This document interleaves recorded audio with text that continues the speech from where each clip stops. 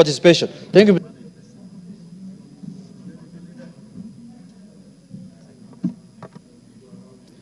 Thank you, Honorable Speaker. Let me first commend the Leader of Minority, the Honorable Junet Mohammed, for raising this issue on the matter of the judgment, and also take this opportunity to commend the Supreme Court.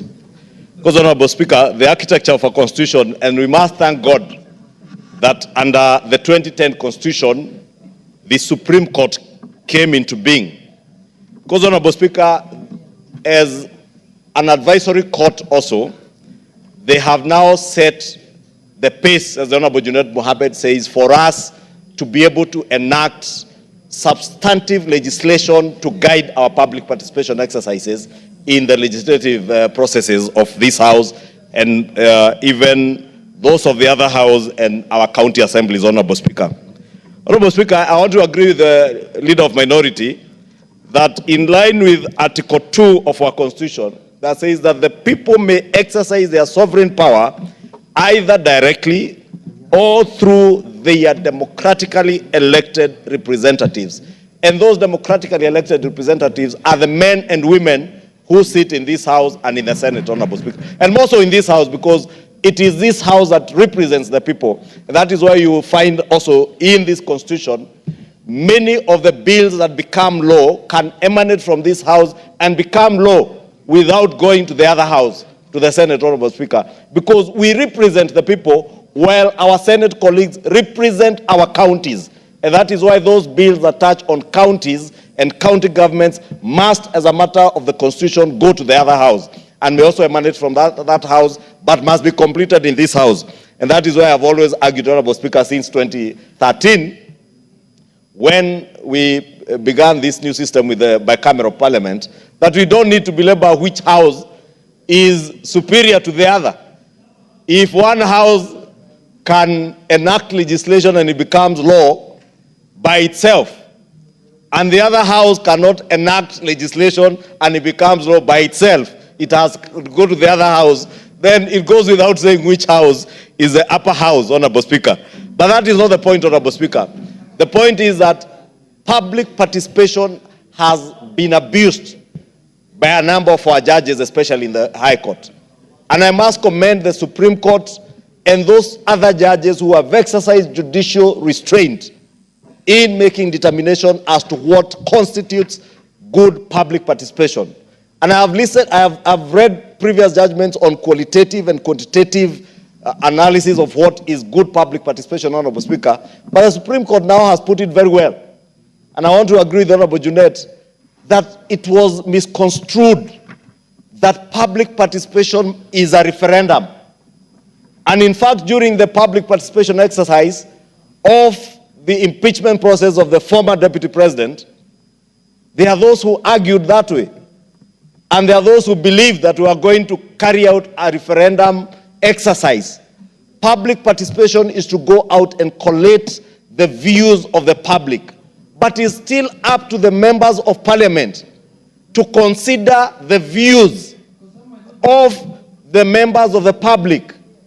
And they may not necessarily be the right views. And you know, Honorable Speaker, it is said that opinions are as many as, I don't want to say what they say out there, but you know what they say, that opinions are as varied as you know what. And everybody has theirs. Therefore, as many views as we will get from the public, Honorable Speaker, the onus is still on us as the lawmakers to consider all those views, balance those views against what the legislation that we are making seeks to achieve, Honorable Speaker. And I'll take you back, Honorable Speaker, to the Finance Bill 2024. And Honorable Speaker, because I have seen the CS of National Treasury bring in a number of proposals that were very good proposals that were carried in the Finance Bill 2024, Honorable Speaker. We went out to collect views of the public through the public participation exercise that the member for Molo, the Honorable Kimani Ichungwa, spent, I think, close to 14 days seated in County Hall, listening to Kenyans. And Kenyans came in their numbers to give their views. They said they do not want taxation on bread. They say they do not want to see taxation on motor vehicles.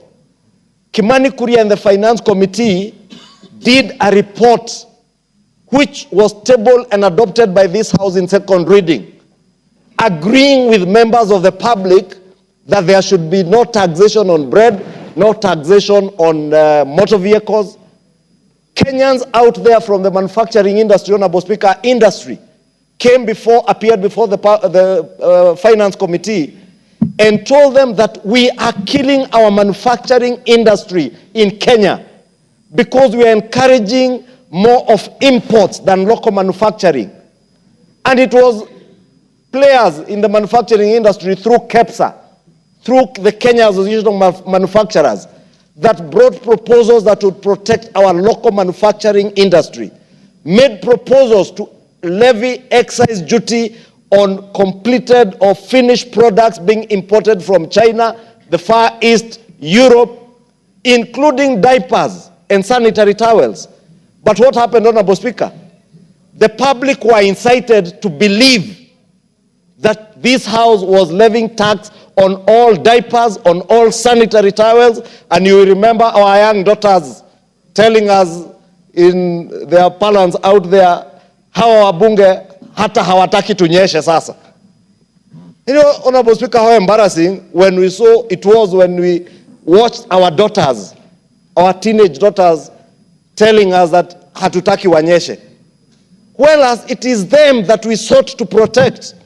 It is our young mothers, our young daughters, our sisters we sought to protect from cheap, completed products of sanitary towels, which nobody can authenticate how hygienic they are.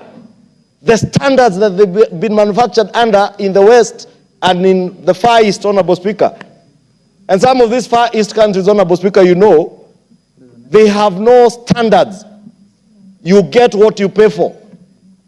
And it is that we sought to levy excise duty on, so that we protect that local manufacturer who is manufacturing sanitary towels in Mlolongo, another one in Ruiru, another one in Juja, another one in Nakuru, Honorable Speaker.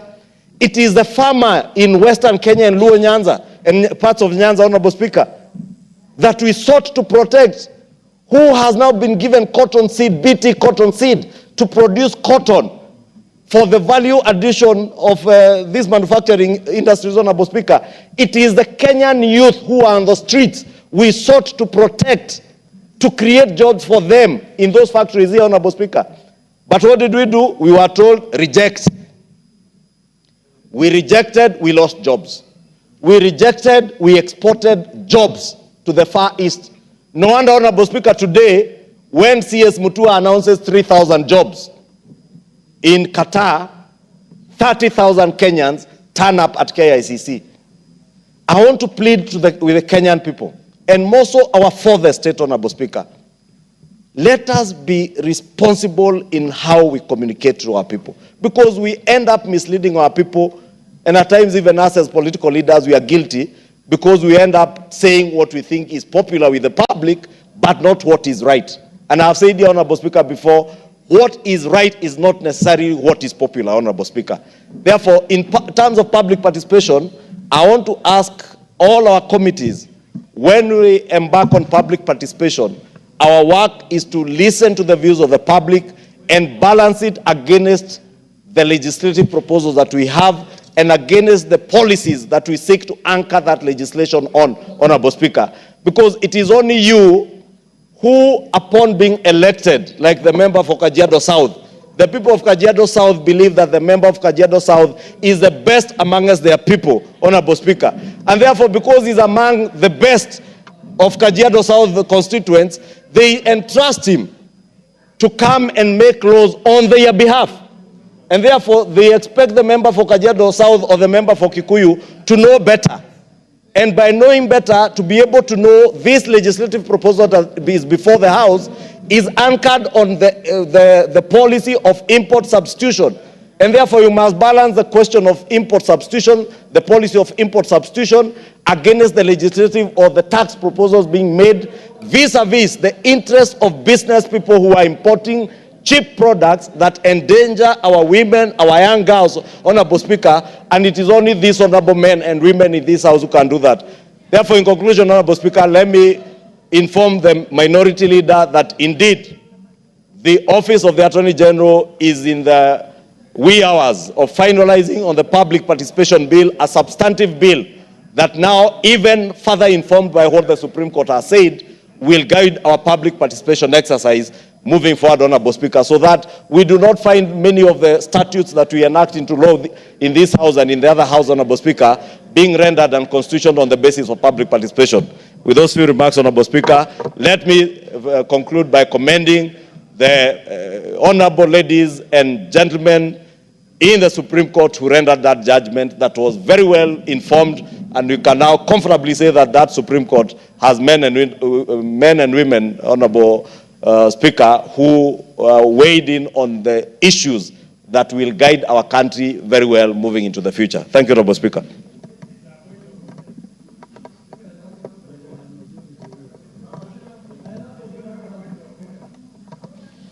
Thank you very much, Honorable Speaker. Honorable Speaker, I also want to join my colleagues, the minority leader and the majority leader. Number one, in